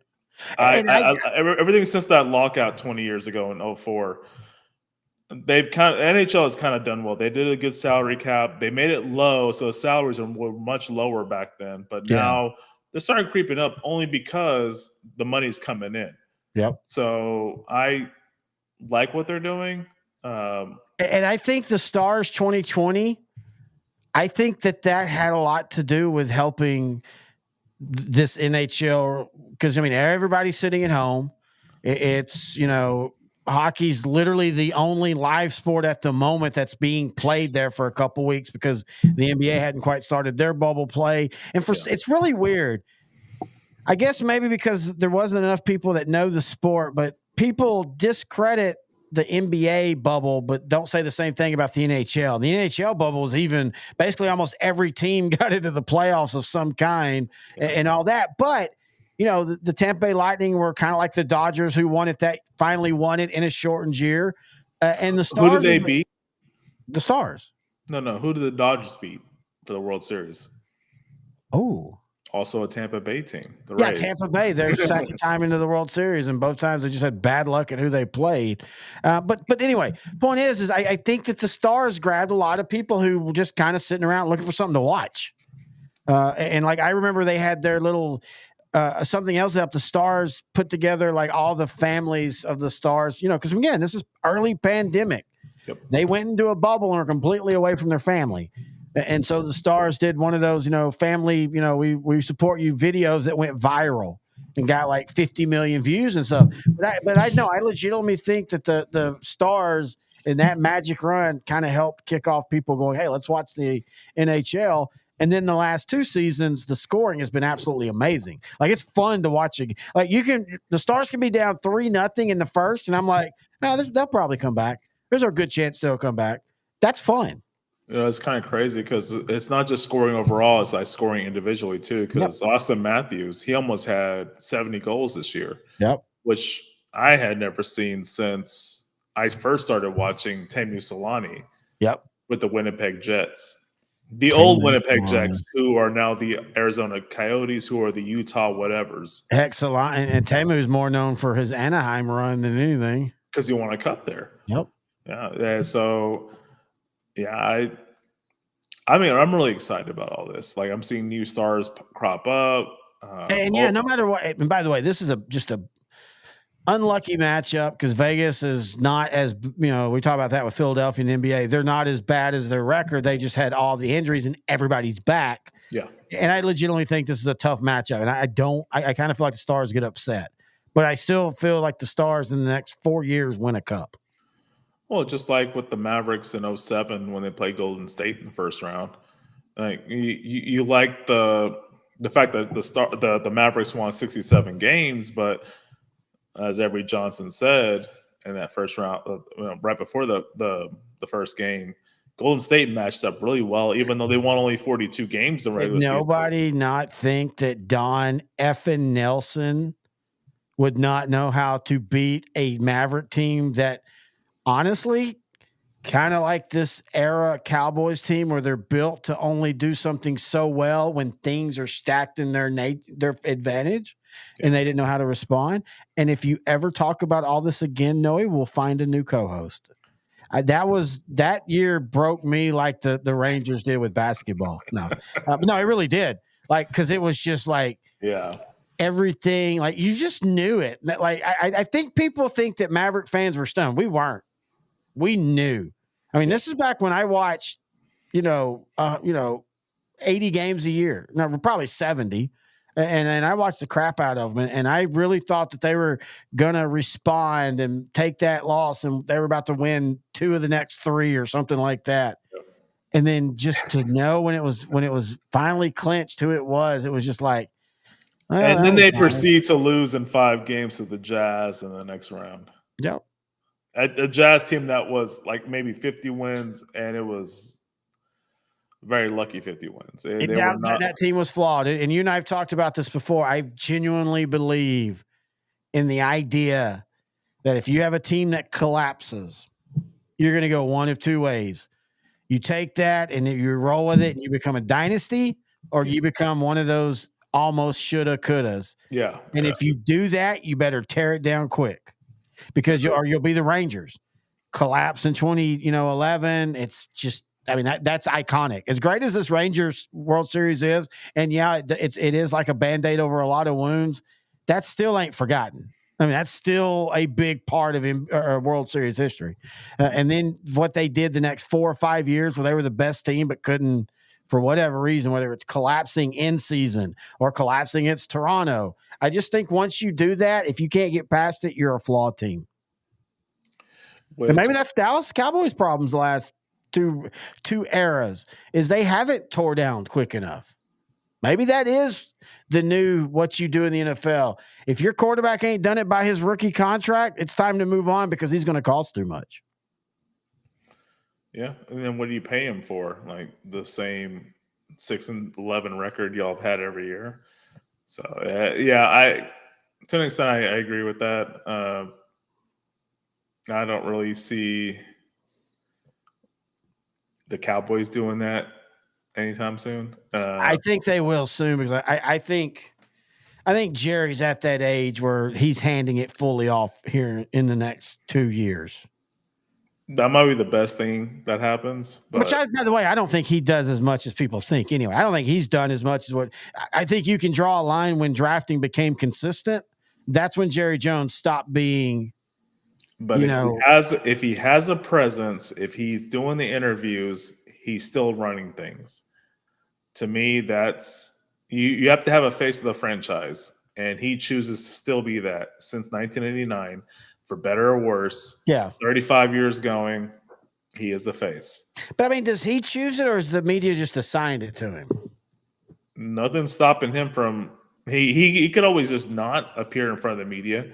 He could always be Steven. I mean, think about other professions. We'll do something more recent. WWE, the whole Vince McMahon situation. Like he had to step away, then he came back. Then he was really forced to step away, and they were kind of just forced to. Typically he would be the one doing these press conferences. Yeah, no, you're wrong. Well, you're not wrong. You're not wrong. And then now they pivoted, and it's worked out. At some point, if you want a corporation, it is not solely about one person. It is an entity. It is something. Yeah, it is something that lasts, like L4. Nobody is ever bigger than the whatever, even if they're the ones that created it. Yeah, outdrank the coverage. You're never bigger than outdrank the coverage. It is an entity. It's a living, breathing virus. Hey, the Stars just tied it up 1-1, 12. Like I said, I never doubted them. Oh my God! So this is why I love the playoffs. Ryan Suter, who has been one of the few signings over the last 3 years that have not quite hit. He's not been terrible, but great career overall. Yeah, but what they've paid him, he hasn't put out. Yeah. Yet he hits the first goal. By the way, it's showing that table because we'll go ahead. You and I are very honest with the audience as we finish things up. We had already actually recorded an honorable mention, but we had a lot of copyright issues because I forgot to mute the audio of some things. And it did interfere with us talking because it was over us. So we've made the decision that before we record our draft show Thursday, we're going to redo the honorable mention show. Then we'll do the draft show, and then next month we'll catch back up with 2 honorable mentions. That might push one of our big bad movies in the drink shows back a session, but that's fine. We can deal with that. Dude, I kind of wish we were able to just air that show on Patreon because by the way, as you can see, that's the thing. So the problem is that and this is all my fault. The problem is not muting the video. It's fighting with us on a lot of that. Cause like the Thanksgiving Oiler game, that's 20 minutes of the show. I had that video playing and I'm not having the sound. I mean, having the sound on for 20 minutes, it's us fighting them. You can't understand us. And so I just having to deal with that and copyright issues. I just made the decision, like, we'll just redo it. And then if that one gets enough issues, we can put it up on Patreon. By the way, that's what's scrolling down at the bottom for unedited versions of Bad Movies and a Drink and certain Outdrank the coverages. We're starting a new Patreon. Just go to patreon.com/Outdrank the coverage. We know it's going to take a while to build that, but we just kind of want to put that there. We're also going to have maybe a Noe's fantasy football tips. Might have a fantasy football league show where all we do is talk about the results on that. If enough of the people joining the league will do Patreon, we're going to figure out something to do with that. But I think we're kind of done because you and I got a lot of stuff to talk about over the next, 7 days. Oh, yeah. Plenty. We got the draft, the reaction to the draft. We're only covering the first round on Thursday, but we still got a 2nd through 7th rounds, whole day of Friday and Saturday. So yeah, we have a lot to talk about. I'm looking forward to it. Yeah, I guess I'll be seeing you Thursday. We're gonna have a lot of fun, man. Yes, sir. We'll see you Thursday. Again, you can find us on YouTube at L4 Media Company. Find us on Facebook. Just type in Outdrank the Coverage. Email us odtcshow@gmail.com. And until next time, he's intern Noe. I'm Terry Bennett, and this is my favorite song of all time now.